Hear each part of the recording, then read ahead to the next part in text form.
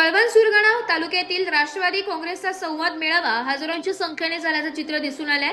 यावेळी उपस्थित एसआयआर प्रशिक्षण व संघटनात्मक आढावाही मोठ्या उत्साहात पार पडलाय।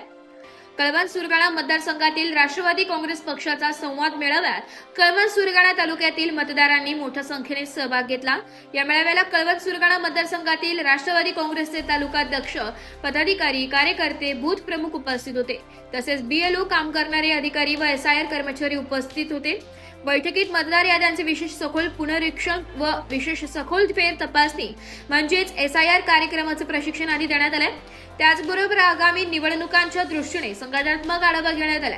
बूथ मजबूत करणे, मतदार यादीतील नावे तपासणी आणि पक्ष संघटना तळागाळापर्यंत पोहोचविणे यावर यावेळी चर्चा झाली।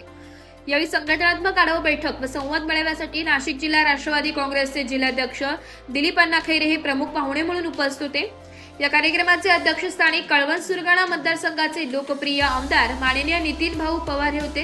त्यांच्या समवेत माजी जिल्हा परिषद अध्यक्ष तथा सदस्य सौ जयश्रीताई पवार, युवा नेते ऋषिकेश पवार, कळवण नगरपंचायतचे नगराध्यक्ष कौतिक पगार, कळवण पंचायत समितीचे माजी सभापती मधुकर जाधव, तहसीलदार रोहिदास वारुळे साहेब, तालुक्यातील अधिकारी, पदाधिकारी, मान्यवर व आजी माजी सरपंच, सदस्य, सोसायटी चेअरमॅन व नागरिक मोठ्या संख्येने उपस्थित होते। यावेळी कार्यकर्त्यांनी पक्ष संघटना अधिक मजबूत करण्याचा निर्धार व्यक्त केला। राष्ट्रवादी काँग्रेसचा भव्य संवाद मेळावा मोठ्या उत्साहात पार पडला। यावेळी बूथ प्रमुख, बीएलओ यांना व एसआयआर प्रशिक्षण देण्यात आले। बीएलओ अधिकारी किंवा कर्मचारी म्हणून घरोघरी जाऊन मतदारांची योग्य ती माहिती तपासतात व नागरिकांना व्यवस्थित समजावून सांगतात। मतदारांचे फॉर्म व्यवस्थित रीतीने भरून घेत आहे। बीएलओ यांचे काम गावोगावी चांगल्या पद्धतीने चालू असल्याचं नागरिकांनी सांगितलंय। यावेळी उपस्थित असलेले मान्यवर अधिकारी यांनी मोलाचे मार्गदर्शन केलंय।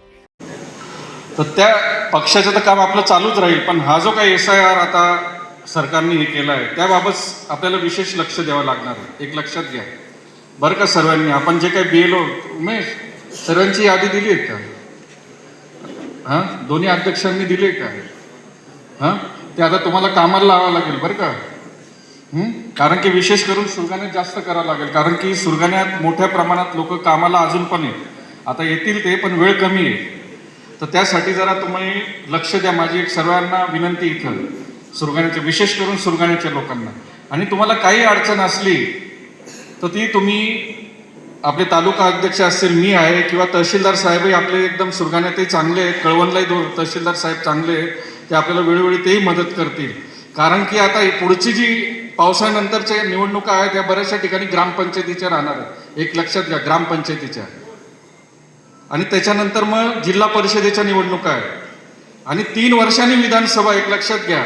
म्हणून आता इथं बरेचसे आपली लताबाई कुठे, सिंधुबाई आहे ना लक्षात, आता तुम्हाला लक्ष द्यावं लागणार आहे। काही सरपंचही बरेचसे आले, रमेश बागोल कुठे गेला, आहेत बाहेर गेले, बरं झेरॉक्स अध्यक्ष सरपंच उभे राहा, पंडित बैरव ओरिजिनल सरपंच आहेत इथं, हा आहेत, लक्ष आहे मला। तर हे सर्वांना तुम्हाला ज्यांना पुढे ग्रामपंचायत किंवा पंचायत समिती, जिल्हा परिषद उभं राहायचं असेल, त्या कळवण आणि सुरगाणा या 2 तालुक्याची बैठक, आपण तशी बैठक मागेच तारीख होती, पण त्यावेळेला पाऊस जास्त असल्यामुळे मी नितीन भाऊचं माझं बोलणं झालं, आणि मग आपण बैठक पुढे घेऊ, थोडंसं पाऊस कमी झाल्यावर असं ठरलं, आणि मग त्यातही एकाच ठिकाणी घ्यायचं असं ठरलं। आणि मग आता नितीन भाऊन आम्ही तीच चर्चा करत होतो की आपण परत पुढे एक साधारणतः थोडा पाऊस बीस कमी झाला की आपण एक सुरगाण्याला पण एक बैठक घेऊया।